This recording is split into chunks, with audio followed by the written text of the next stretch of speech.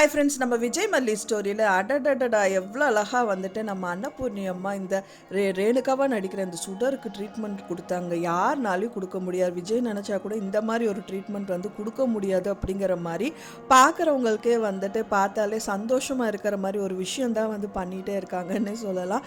So அந்த மாதிரி வந்து எபிசோட் பார்க்கும்போது கொஞ்சமாவது நம்மளுக்கு வந்து ஆறுதலாக இருக்குது அப்படின்னே சொல்லலாம். ஏன்னா வந்து இந்த விஷயங்கள் எல்லாமே மல்லி வந்து இவங்களுக்கு பண்ணணும்.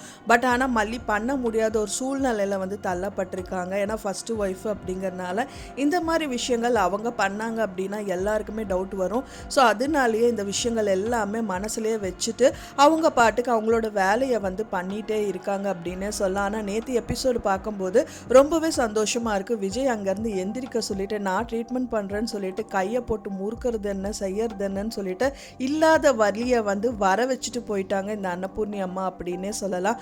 ஸோ அதனாலேயே பார்க்குறவங்களுக்கு ரொம்பவே சந்தோஷமாக இருக்குது. ஏன்னா நம்மளுக்கு ஒரு மனசில் வந்து ரொம்ப கொந்தளிப்பாக இருந்த ஒரே ஒரு விஷயம் என்னென்னா, அங்கே வந்து தலையில் அடித்ததே வந்து பார்த்திங்கன்னா இந்த சுடர் தான் வந்துட்டு மல்லியை அடிச்சிருக்காங்க.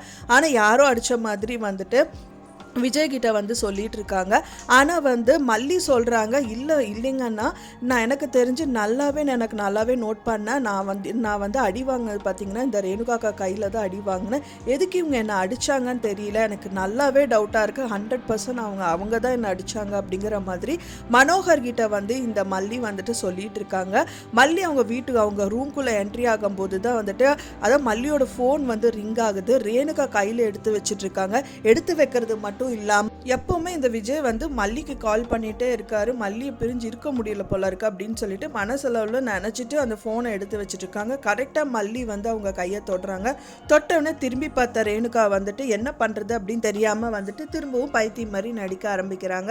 அப்புறம் அங்கிருந்து போயிடுறாங்க அப்படின்னு சொல்லலாம். ஸோ அப்பதான் இந்த மனோகர் கிட்ட வந்து இந்த விஷயங்கள் எல்லாமே சொல்லிட்டு இருக்காங்க.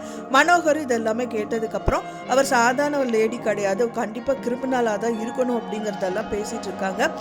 அதை பேசுறது வந்து பார்த்தீங்க அப்படின்னா இந்த ரேணுகாவை நடிக்கிற இந்த சுடர் வந்து கேட்டுடுறாங்க அப்படின்னு சொல்ல.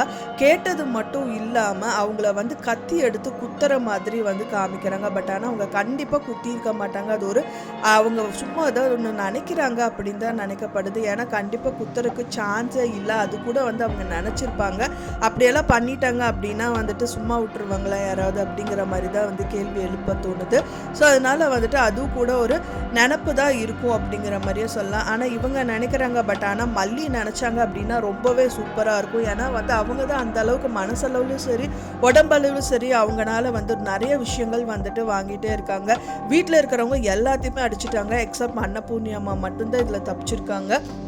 ஆனால் மல்லியை கூட அடிச்சிட்டாங்க அப்படிங்கிறது தான் ஒரு கொடுமையான ஒரு விஷயம். ஏன்னா பார்த்தீங்கன்னா மல்லியை அவ்வளோ சீக்கிரம் வந்து அடிக்க விட மாட்டாங்க. பட் ஆனால் அந்த சூழ்நிலை சந்தர்ப்பம் அப்படிங்கிறதுனால அடிச்சிட்டாங்க அப்படின்னே சொல்லலாம். ஸோ இதுக்கு எல்லாத்துக்கும் சேர்த்து வந்து ரிவிட்டாக மல்லி கையிலேருந்து சமத்தியாக வாங்கிட்டு தான் அங்கேருந்து கிளம்புவாங்க அப்படின்னே சொல்லலாம். ஸோ கூடி விரைவில் அதெல்லாமே நடக்கும் ஃப்ரெண்ட்ஸ். இதுக்கப்புறமாவது வந்து பார்த்திங்கன்னா விஜய் காதில் இந்த விஷயங்கள் எல்லாமே போய் சேர்ந்தால் மட்டும்தான் கண்டிப்பாக இந்த ஸ்டோரி பார்க்குறதுக்கு சந்தோஷமாக இருக்கும். ஏன்னா இது எல்லாமே மனோகர் வந்து பார்த்தீங்க அப்படின்னா வந்து விஜய் கிட்ட சொன்னார் அப்படின்னா கண்டிப்பாக விஜய் யோசிப்பார். ஏன்னா விஜய்க்கு கொஞ்சம் டவுட்டு வருது. ஏன்னா வந்து இந்த ரேணுகாவை நடிக்கிற அந்த சுடரை வந்து பார்த்தீங்க அப்படின்னா வந்துட்டு கை அமுத்திட்டு விட்டுட்டு இருக்கும்போது ஃப்ராக்சர் ஏதாவது ஆயிருக்குமோ என்னவோ, டாக்டர்கிட்ட போகலாம் அப்படின்னு சொல்லிட்டு ஒரு வார்த்தை விடுவார். அப்போ வந்து இந்த சுடர் சொல்லுவாங்க ஃப்ராக்சர் எல்லாம் ஒன்றும் கிடையாது, வலி தான், ஃப்ராக்சர் இருந்தால் வீங்கி இருக்குல்ல அப்படிங்கிற மாதிரி ஒரு வார்த்தை விடுவாங்க. ஸோ அதை கேட்டோன்னா விஜய்க்கே டவுட் வரும். இதெல்லாம் உனக்கு தெரிஞ்சிருக்கா ரேணுகா அப்படிங்கிற மாதிரி கேள்வி கேட்பாரு. இல்லை விஜய், எனக்கு வந்து பார்த்தீங்கன்னா மனோகர் அண்ணாக்கு இந்த மாதிரி ஆக்சிடென்ட் ஆச்சுல்ல, அப்போ டாக்டர் கிட்ட போகும்போது இப்படி சொன்னது நான் கேட்டேன் அப்படின்னு சொல்லிட்டு அப்படியே மாற்றிக்கிறாங்க. இருந்தாலும் விஜய்க்கும் வந்துட்டு கொஞ்சம் தெளிவாக இருக்கிற மாதிரி வந்துட்டு டவுட்டு வருது.